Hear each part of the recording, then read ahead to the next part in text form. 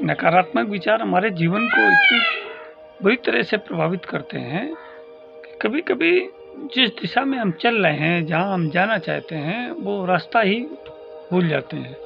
कल्पना करिए कि आप नदी के किनारे बैठे हुए हैं और नदी में प्रचंड प्रवाह चल रहा है, बाढ़ चल रही है, और उस धारा में अगर आप हस्ताक्षर करेंगे तो हस्ताक्षर धारा पर कितनी देर टिके रह सकते हैं।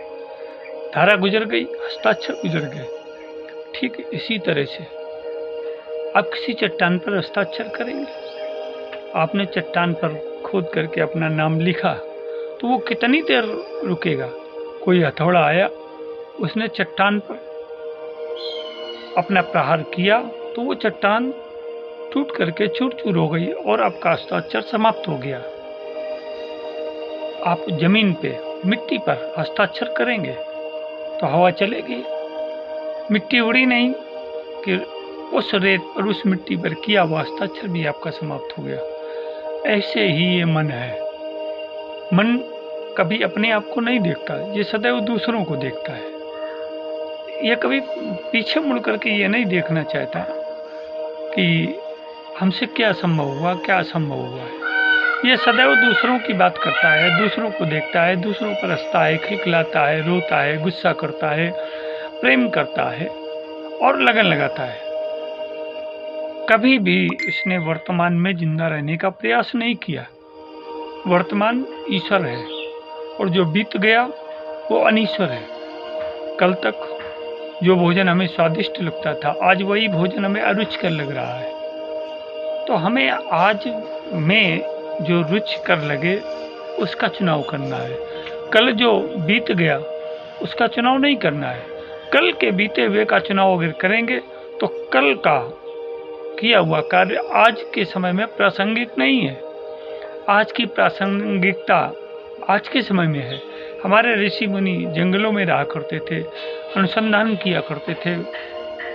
उस समय जनसंख्या बहुत कम हुआ करती थी, तो उनके किए हुए अनुसंधान तत्कालिक प्रभाव में प्रभावी होते थे।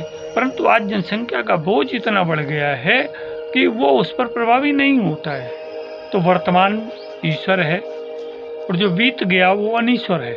तो वर्तमान में जिंदा रह करके हम नकारात्मक विचारों को रोके कैसे, ये सबसे प्रमुख। तुम्हारा मन दुनिया में रोज किसी न किसी पर संदेह करता है। अभी किसी पर संदेह है, थोड़ी देर बाद किसी पर संदेह हो गया, कल किसी पर संदेह होगा, परसों किसी पर संदेह होगा। कल जो बीत गया उस पर, उसमें किसी पर संदेह था, परंतु क्या कभी इस मन ने अपने आप पर संदेह किया? कभी अपने को पीछे मुड़ कर देखा? कभी नहीं देखा। तो ये मन का स्वभाव नित्य है, ये बदलता रहता है, परिवर्तनशील है। इसकी रुचि में, इसके स्वभाव में अपना एक अलग विषय है।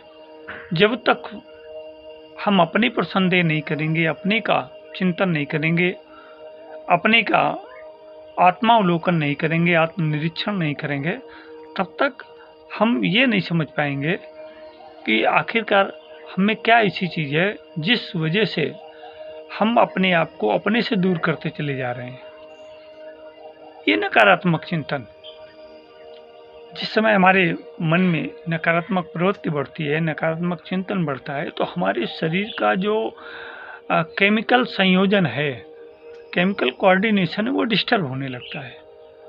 और रासायनिक संरचना जब डिस्टर्ब होने लगती है तो हमारे दिमाग से निकलने वाले तमाम डोपामाइन, कॉर्टिसोल, तमाम तरह के हार्मोन्स जो हमें खुशी प्रदान करते हैं, वो हार्मोन्स हमें खुशी न प्रदान करके दुख प्रदान करने वाले हार्मोन से निश्चित करने लगते हैं। परिणाम स्वरूप हमारा मन धीरे धीरे अवसादों से घिर जाता है और वो अवसादों के कारण, ये मानसिक अवसादों के कारण हमारे शरीर में कई तरह की व्याधियों का जन्म होता है। जैसे थायराइड ग्लैंड, थायराइड ग्लैंड ये हमारे स्ट्रेस से पनपती है, ये हमारे जीवन शैली से पनपती है, हमारे जीवन व्यवहार से पनपती है। थायराइड ग्लैंड जब T2 से T3, T4 तक पहुंचती है तो परिणाम क्या होता है? हमारा मन चिंताग्रस्त, अवसादग्रस्त, निराशावादी, नकारात्मक चिंतन की ओर मुड़ने लगता है। और परिणाम क्या होता है, इससे तो हमारा जो मस्तिष्क की नियंत्रण का केंद्र है ये तो डिस्टर्ब हो जाता है, पूरी तरह से ब्लॉक होने लगता है, और हमारी श्वसन प्रणाली भी इसमें अवरुद्ध होने लगती है, और हमारा जो पाचन संस्थान है वो पूरी तरह से डिस्टर्ब हो जाता है। तो जब पाचन संस्थान डिस्टर्ब होगा तो पूरा शरीर डिस्टर्ब होगा। कभी किसी को गैस बनने लगती है, गैस्ट्रिक प्रॉब्लम होती है, किसी को एसिडिटी हो जाती है, किसी को हर्निया हो जाती है, किसी का लीवर में प्रॉब्लम हो जाती है, कोई किडनी में प्रॉब्लम हो जाती है। कहने का मतलब है कोई बड़ी आंत में प्रॉब्लम, कोई छोटी आंत में, कहने का मतलब इतनी तरह के रोग पनप जाते हैं कि फिर हम डॉक्टरों के चक्कर लगाने लगते हैं, और डॉक्टरों का चक्कर लगाते लगाते हम इतने थक जाते हैं, ऊब जाते हैं कि अपने जीवन से ही हताश हो जाते हैं।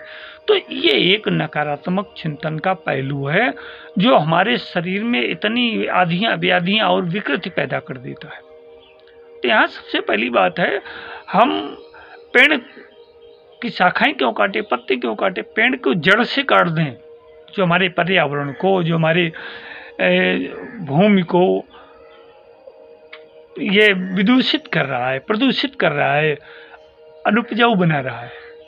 ये मन, इसको जितना आप प्रश्रय देंगे, जितना आप इसको संरक्षण देंगे, जितना आप इस पर श्रद्धा रखेंगे, जितना आप इसकी चिंता करेंगे, ये मन उतना ही बिगड़ता चला जाएगा। आंखें अगर बंद कर लो तो अंदर के विचार उमड़ने लगते हैं, अगर आंखें खोल लो तो ये संपूर्ण संसार दिखाई पड़ने लगता है, ये माया जगत। तो हम बाह्य जगत में लिप्त हो जाते हैं, अंदर जाते हैं तो विचारों में लिप्त हो जाते हैं।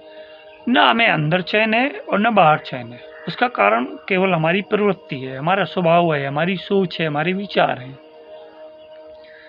एक छोटा बच्चा वो रो रहा हो, उसको खिलौने पकड़ा दीजिए कई तरह के, तो खिलौनों में उलझ करके उनसे खेलने लगेगा। फिर चाहे उसकी माँ मर जाए, उसका बाप मर जाए, उसका भाई मर जाए, बहन मर जाए, कोई भी मर जाए, दुनिया में वो निश्चिंत होकर के खेलता रहता है। ऐसे ही हमारा मन है। इस मन को झुंझुना पकड़ा दो। झुंझुना का मतलब है इस मन में जब विचार आ रहे हो तो उन्हें आने दीजिए, शांत चित्त से उनको आते हुए देखिए, और जब आप उसकी केयर नहीं करेंगे, चिंता नहीं करेंगे तो स्वतः निकल जाएंगे। तो उनको जाते हुए भी देखते रहिए, उनको, उनके प्रति कोई सम्मान मत प्रकट करिए, उनसे कोई लगाव मत रखिए। आ रहे हैं आने दीजिए, जा रहे हैं जाने दीजिए। धीरे धीरे ये विचार अपने आप कम होते चले जाएंगे। जैसे आपके घर में कोई मेहमान आया और वो मेहमान आया, आप उदासीन बैठे हैं, आपने न उसको चाय पानी के लिए पूछा, न उसका स्वागत किया, न गर्म जोशी से उसका कोई हालचाल पूछा। वो मेहमान आप तटस्थ बैठे रहे, थोड़ी देर तो बैठा रहेगा, इसके पश्चात उठ के चला जाएगा और मन में सोच के जाएगा कि दोबारा इस व्यक्ति से अब नहीं मिलना है, तो आना बंद कर देगा। ऐसे ही हमारे विचार हैं। जब एक विचार आया, आकर के उसने देखा कि हमसे कोई लगाव नहीं है, कोई निष्ठा नहीं, तो चला गया, जाने दीजिए। आते जाते संसार है, रेलगाड़ी आ रही है, चली गई, तो रेलगाड़ी 24 घंटे आपकी आंखों के सामने थोड़ी चल रही है, या उस पटरी पर नहीं चल रही है, पटरी बिछी हुई है, रेलगाड़ी आती है चली जाती है, आपसे कोई लेना देना नहीं। ऐसे विचारों को आने दीजिए, आकर के जाने दीजिए, अपने आप समाप्त हो जाएंगे। इस तरह से ये संसार की उलझन, वो अच्छा है, वो बुरा है, उसने मेरे साथ ये किया, मैं उसके साथ ऐसा करूँगा, ये सारी वापो ही हमको उस गर्त में ढकेल देती है जिस गर्त से बाहर निकल पाना संभव ही नहीं है। और हम उसी उधेड़ बुन में, उसी चक्कर में एक वृत्त, उसी वृत्त पे घूमा करते हैं। तो ये घूमने का प्रयास कम करिए धीरे धीरे। पहले आप तेज तेज से घूम रहे थे, फिर स्लो करिए, फिर धीरे धीरे कदम चाल चलिए, फिर और कदमों को कम कर लीजिए, फिर थोड़ी दूर जाइए रुक जाइए, फिर थोड़ी दूर जाइए रुक जाइए, और फिर बिल्कुल मत जाइए। तो परिणाम क्या होगा, जो वृत्त घूम रहे थे आप चारों तरफ, उस गोलाकार परिधि पर आप घूम रहे थे, तो आपके दिमाग से ओझल हो जाएगी, तो आपका घूमना बंद हो जाएगा। ये संसार है, इसमें ये मन रंगरेलियां मनाता है। अगर आप उसमें लिप्त ना हो, आप उसके साथ खड़े ना हो, तो रंगरेलियां मनाना बंद कर देगा। आपका कोई मित्र आपके घर में आए और घर में आकर के जब तक आपकी अनुमति नहीं होगी तब तक आपके घर का सामान नहीं डिस्टर्ब करेगा, कोई सामान उठाएगा नहीं, कोई रखेगा नहीं, कुछ चीज लेकर जाएगा नहीं। जब आपकी अनुमति होगी तो लेके चला जाएगा। ऐसा ये विचार है। इनसे दोस्ती मत करिए तो दुश्मनी मत करिए। ठीक है, आए हो तो बैठो, इच्छा हो चले जाओ, ना इच्छा हो तो रुको। ये भाव जब हमारे अंदर पैदा हो जाएगा तभी विचारों की संक्रांति रुक जाएगी, और जब विचारों की संक्रांति रुक जाएगी तो हमसे ज़्यादा खुश इस दुनिया में कोई नहीं होगा। केवल साक्षी भाव रखिए, साक्षी भाव रख करके इन विचारों का सामना करिए। कभी किसी से लड़ाई झगड़ा करके ही पार नहीं पाया जा सकता है। सदैव लोगों से मित्रता करके भी उनका दिल जीता जा सकता है। मन कभी अपनी तरफ नहीं देखता, वो सदैव संसार को देखता है, दूसरों को देखता है, और जितनी गंदी, ओछी, गलत और बुराइयों से युक्त चीज़ें होती हैं उनको पहले ग्रहण करता है। जो अच्छी चीज़ें होंगी, जो हमारे लिए हितकर होंगी, जो उपयोगी होंगी, जो खूबसूरत होंगी, उनकी तरफ कम आकर्षित होता है। ये संसार का जो भी सारा वैभव भरा पड़ा है ये केवल हमारे मन की कल्पना है। मन की कल्पना से ही ये वैभव जीवित है। अगर मन कल्पना न करे, मन उसमें रमे न, तो ये हमारे लिए अनित्य है। सिकंदर ने कल्पना करी थी कि वो विश्व विजेता बनेगा, परंतु उसके मरने के बाद क्या उसकी कल्पना ने उसको जिंदा किया? वो विश्व विजेता होने का ख्वाब उसका उसके साथ चला गया। सिकंदर का नाम शेष रह गया और थोड़े दिन बाद भी समाप्त हो जाएगा। तो ये संसार अनित्य है। आज जो चीज़ खूबसूरत दिखती है, ये फूल जो आज खूबसूरत दिखाई पड़ता है, ये थोड़ी देर बाद कुम्हला जाएगा। फिर क्या आप इसकी तरफ आकर्षित होंगे? कुम्हला करके सूख जाएगा तो आप फिर उधर ध्यान भी नहीं देंगे। आज जो चीज़ हरी भरी दिखाई देती है वर्षा ऋतु में, वही कल जब ग्रीष्म काल आएगा तो उजाड़ सा लगेगा, जल सी जाएगी। ठीक इसी तरह से इस मन की नकारात्मकता को जब समाप्त कर लेंगे तो एक तो आपको बहुत लाभ मिलेंगे। नकारात्मकता समाप्त होने का लाभ, एक तो आप स्वयं में प्रसन्न रहने लगेंगे, आप सदैव सकारात्मक चिंतन करेंगे और लक्ष्य केंद्रित आपकी चर्चा होगी, आपका जीवन लक्ष्य केंद्रित होगा, आप रोग और व्याधियों से मुक्त होंगे, कई तरह के तनाव और कई तरह की शारीरिक समस्याएं आपसे दूर रहेंगी। हमारे शरीर के जितने भी रोग हैं उन सब रोगों का 80% कारण हमारी नकारात्मक प्रवृत्ति है, और इस नकारात्मक प्रवृत्ति के कारण ही मन में स्ट्रेस पैदा होता है, तनाव पैदा होता है, और ये तनाव ही हमारे जीवन के लिए, हमारे लिए रोगों का मूल कारण है। तो इससे नमस्ते करें, हाथ जोड़ें और अपने जीवन को स्वस्थ, सुंदर, सबल और लक्ष्य केंद्रित बनाएं।